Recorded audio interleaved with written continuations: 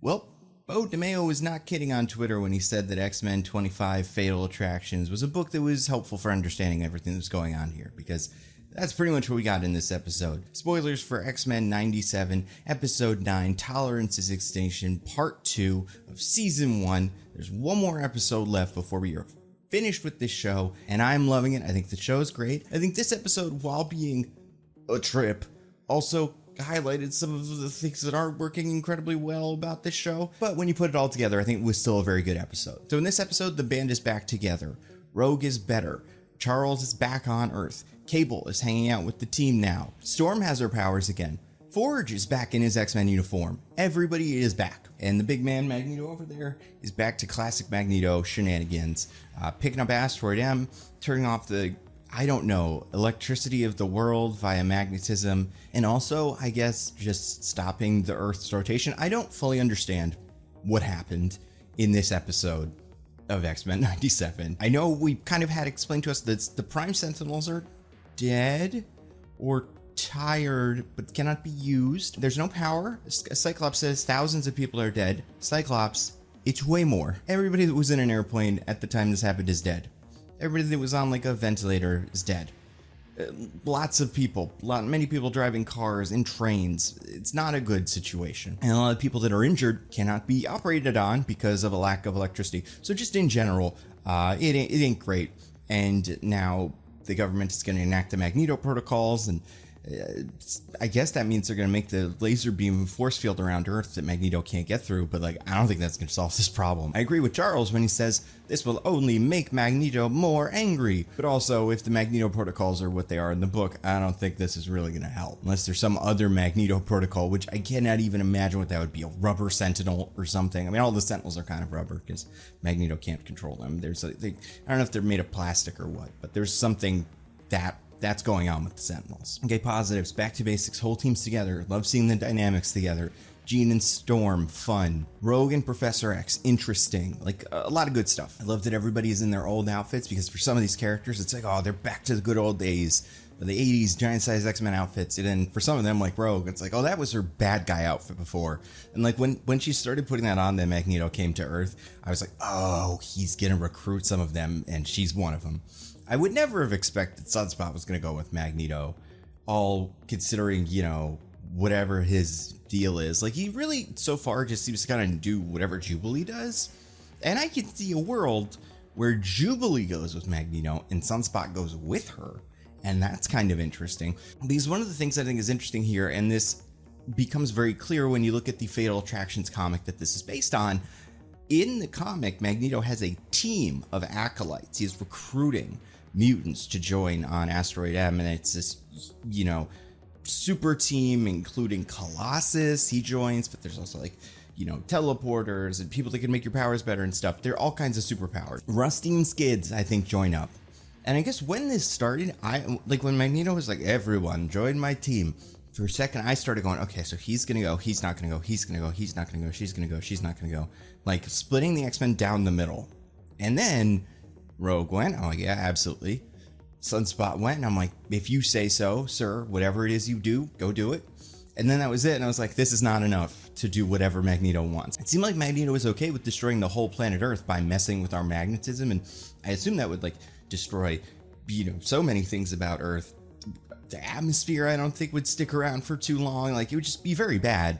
And if he did that, Rogue and Sunspot would just be hanging out on base with Magneto going like, we did a good job. I'm glad everyone is dead. Like, I understand that they're like mad, but I guess what I'm missing from Magneto is that third step of the plan, which is like, make Asteroid M, turn off all the power, get a new team of mutants, just full, you know, we're gonna restart humankind, we're gonna let them all die, and then we're gonna repopulate, but like, get them, bring them onto the asteroid, and then, you know, let humanity suffer.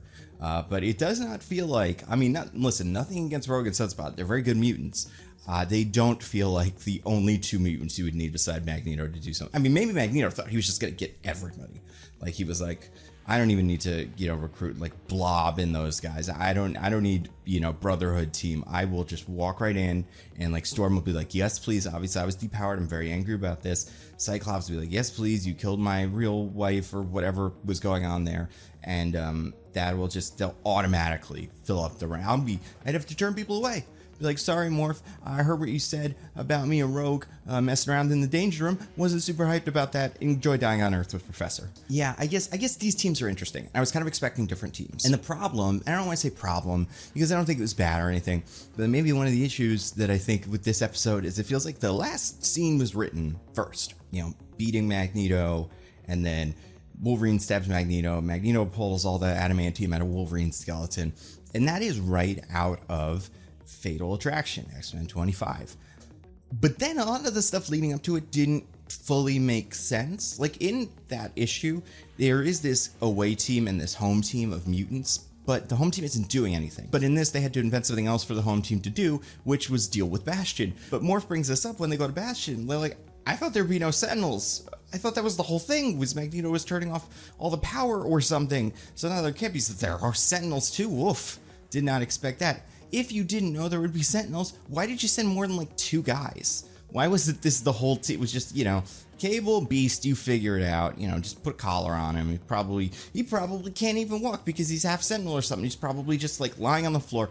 Just throw the collar on him, we'll be good. Everybody else, we're going up to space to kill Magneto. But I guess they knew there would still be Sentinels. If you know you have to create these 2 teams, the blue and the gold team, which I like that we're calling the blue and gold team. I guess the big thing is we wanted Wolverine to kill Magneto, and we wanted Magneto to rip the adamantium out of Wolverine's skeleton, like he does in the comic.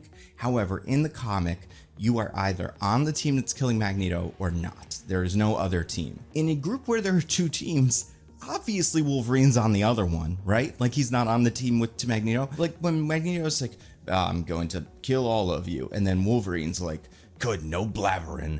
And the thing starts, Magneto starts throwing stuff at Wolverine, and Wolverine's like cutting through him. I'm like, cutting through with what? The metal hands? At no point through this whole thing, this whole fight, it doesn't seem like it occurs to Magneto that he might be able to get Wolverine. In fact, the Wolverine may become quite a liability on this team. But now he's just like, I guess I'll just have to let Rogue fight him, because otherwise, what can Magneto do against Wolverine, the man made of metal? Other people you maybe don't want to send to certain ones.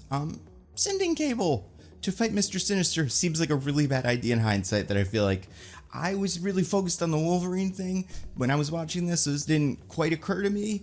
But this idea that like, let's send Cable to fight him it's a good point. Sending Jean to fight Sinister seems like it's not a great idea, considering he still has some sort of psychic whatever with them. And also we have no idea what Mr. Sinister's powers are. It's just kind of whatever, which is cool. I like Sinister in this. I like him slinking around, turning into a little shadow. And I like Jean just throwing bowling balls at him. That was a very fun fight. But yeah, I don't want to tell Charles or Scott or whoever made this team how to do their job. But if you have the exact teams they have, and this is just for fun, who'd you send where? So Magneto obviously cannot be in the same room as Wolverine. So we're not sending Wolverine to space. I think we want to send our telepaths to space, right? You know what? Of course, yeah. We want Jean in space because we want someone who's going to be able to take that helmet off Magneto from a distance. And Jean's the only character that can conceivably do that, besides maybe Cable with his telepathy, but he wasn't using it here. Nightcrawler should be able to, but he wasn't. But we need Nightcrawler to teleport through the asteroid M thing. That's fine. Like that's a play. However, I also think Nightcrawler may be really valuable on the Earth team. And if we're switching Nightcrawler and Jean, that makes sense now, because all we need to do is put this little collar on Bastion. He doesn't know how close Nightcrawler, like he doesn't really have anything. If Nightcrawler just teleports behind him, puts the collar on him, done.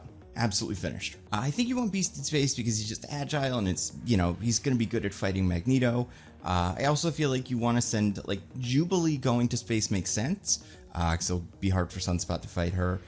For that same reason, I think maybe sending Nightcrawler to fight Rogue would be helpful, but they don't really do that. That's why I think like Beast versus Rogue would be a fun fight. And also, I think Rogue, like Beast seems like the way they've set him up, he's just kind of likable. Like he's just a popular guy. It's just, he isn't the mad scientist that he's in the comics. Like you figure Rogue would have a hard time killing him. Storm and Forge on Earth makes sense. Morph, I think Morph you send to space just because you've got more options. Because what you're going to use Morph for, I mean, yeah, A, you can use Morph for super speed or whatever, but B, you can use Morph for psychological manipulation without the helmet on. Morph can turn into anyone. He can turn into Magneto's wife that died or something. He can turn into the Scarlet Witch or Quicksilver or Polaris if she's part of these. Morph can turn into Leech and be like, Magneto, stop, don't destroy Earth. Leech doesn't like it when you destroy Earth. And even if that's not going to convince Magneto, because it probably won't, it'll give somebody else, like Nightcrawler, enough time to teleport behind and get him.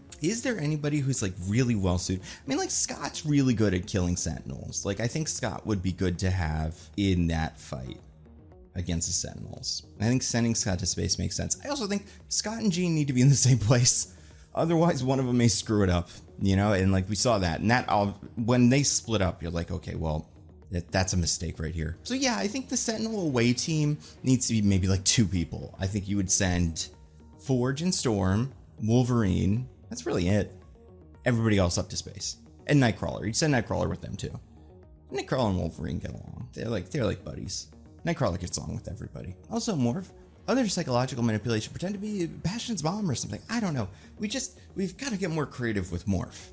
Because if Morph has incredible capabilities that we are not utilizing at all. If it's not superpower stuff, it's psychological manipulation stuff. Yeah, I mean, overall, I thought this episode was fun. I'm excited to see where the finale goes. Never been a humongous fan of that one thing that happens after this.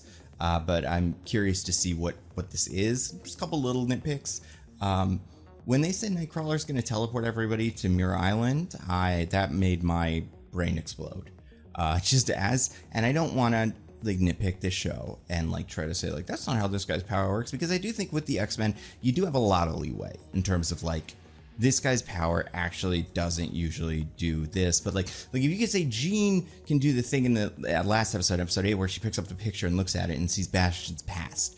Like that's not always one of Jean's powers, but you can find examples of her using it in the books or shows or something. So it's not like out of nowhere. With Kurt, outside of really extreme circumstances, I have always understood he could teleport about 2 miles within his eye line. Like he has to see where he's going, and he can't teleport that far. And if he does, he'll probably die from it. Like if you were teleporting from New York to Scotland or wherever Muir Island is, Ireland, I can't remember which one it is. McTaggart, I guess, so Scotland. If you were making that teleporting, yeah, Kurt would die. But also you have the Blackbird, so I don't know why they even said, well, Kurt's gonna teleport us over there. I feel like Kurt would be like, listen, I would love to, but A, I can't.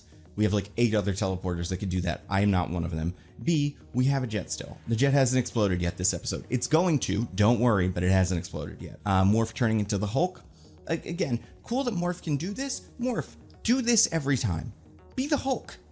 There's no need to be Colossus when you can be the Hulk.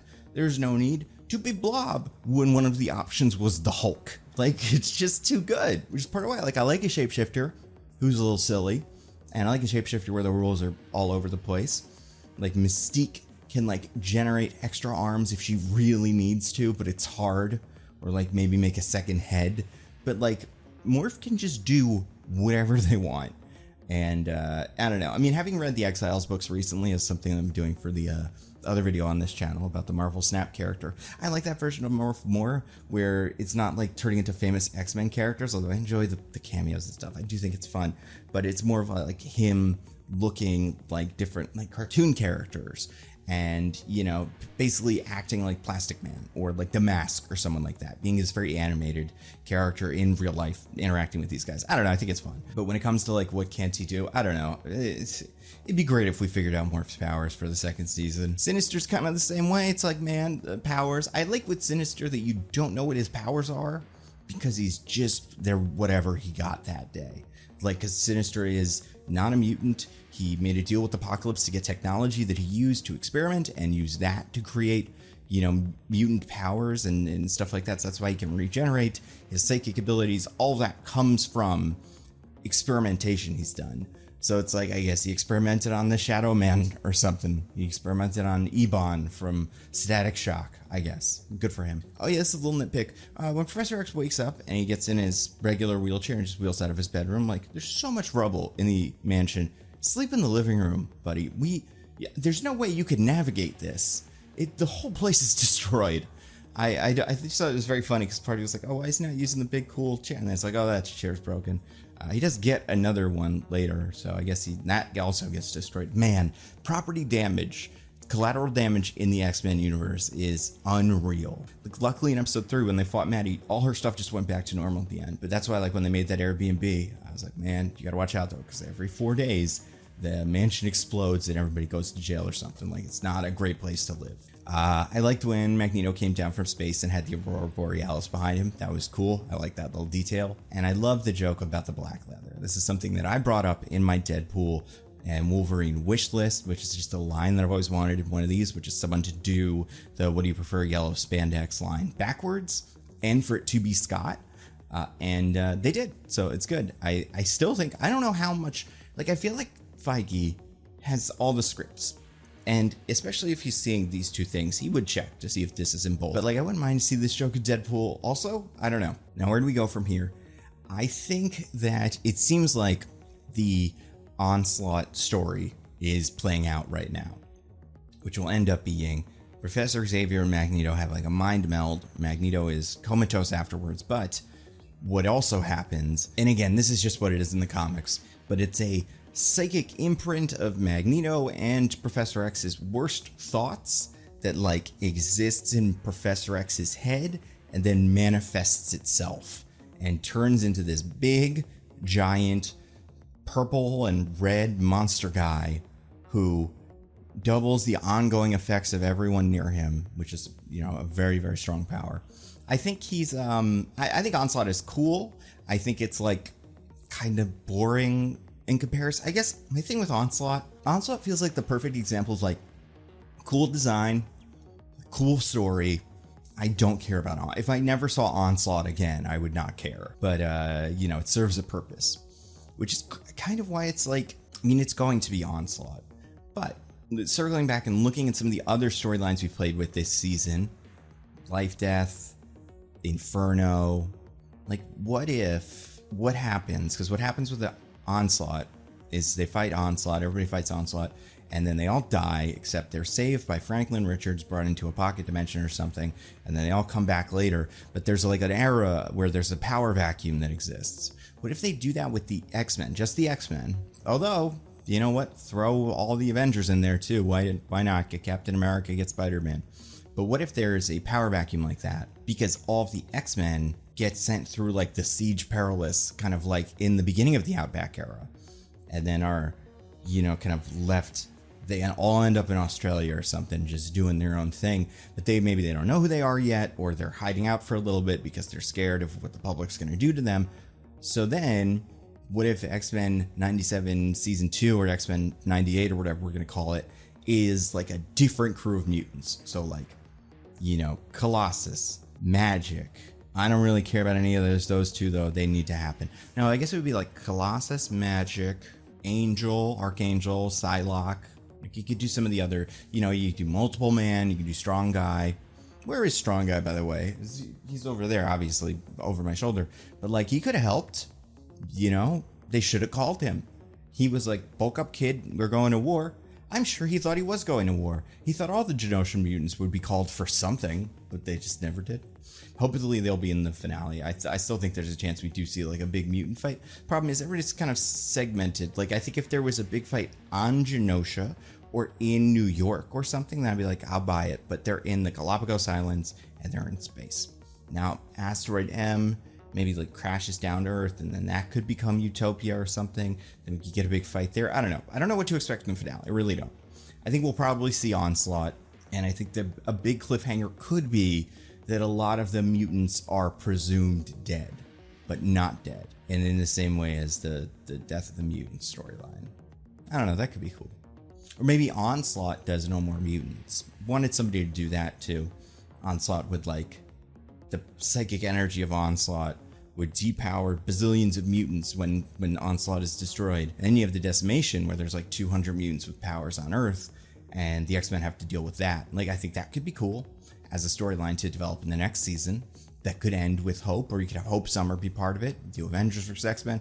I don't know. These are all options. Marvel, I'm sure they've written it all. It seems like they've produced the second season already, and the third season is happening. So we're definitely going to get a lot of this.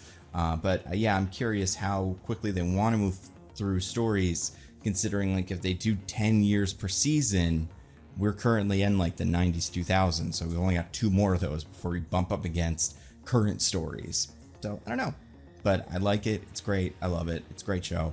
This episode was a little weird, a little fast, but still fun and cool. That line that Storm and Jean said to each other was cool. Yeah, it was cool. Cool.